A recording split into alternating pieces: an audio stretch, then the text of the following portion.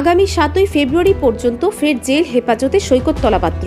গত 6ই অক্টোবর 2023 কলকাতা সোদপুর এলাকা থেকে ইন্ডিপেন্ডেন্ট নিউজ চ্যানেলের কর্ণধার সৈকত তলাপাত্রকে গ্রেপ্তার করে রাজ্যে নিয়ে আসা হয়েছিল। তারপর থেকে বিভিন্ন মামলার সাপেক্ষে তাকে জেল হেফাজত ও পুলিশ রিমান্ডে রাখা হয়েছিল। গতকাল 4 জানুয়ারি ফের 5টি মামলা সৈকত তলাপাত্রের বিরুদ্ধে আদালতে তোলা হয়েছিল, যার মধ্যে 2টি মামলায় জামিন পেলেও কোনো জামানতনামা জমা দিতে না পারায় তার জামিন হয়নি। বাকি 3টি মামলায় ফের তাকে আগামী 7ই ফেব্রুয়ারি 2024 অবধি মোট 34 দিনের জেল হেফাজত দিল আদালত। Bureau report, Janabarta news.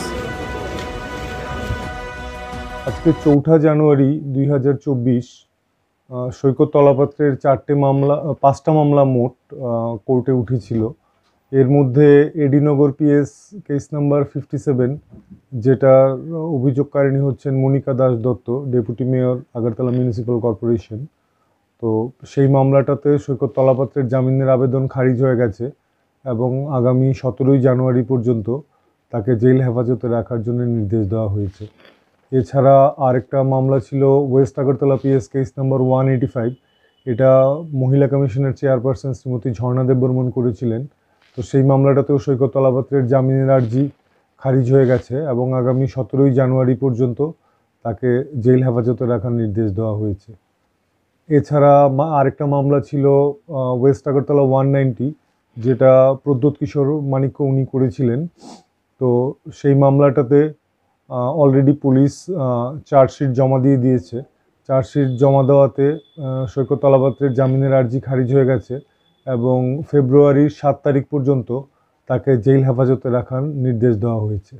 তো এই 3টে মামলাই উঠেছিল স্পেশাল কোর্ট শ্রী শুভাশিস শর্মা রায়, যিনি আমাদের ডিস্ট্রিক্ট অ্যান্ড সেশন জাজ, ওনার কোর্টে। আর 2টো মামলা উঠেছিল সিজেএম শ্রী সৈকত দাস, ওনার কোর্টে।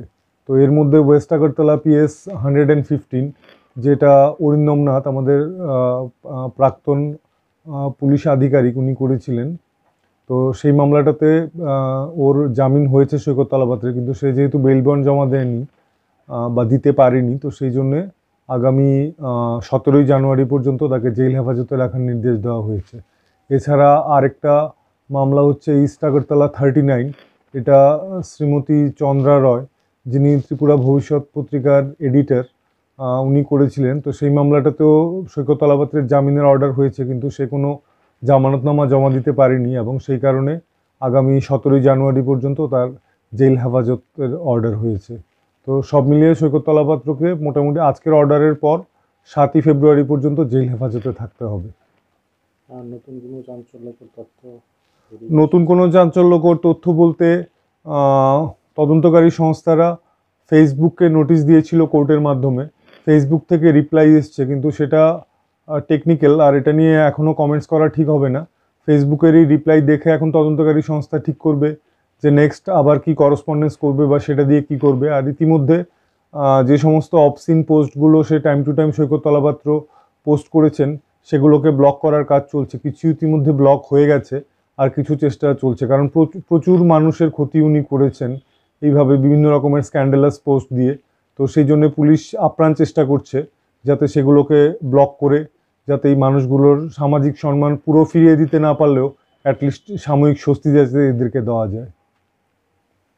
Bureau report, Janabarta news.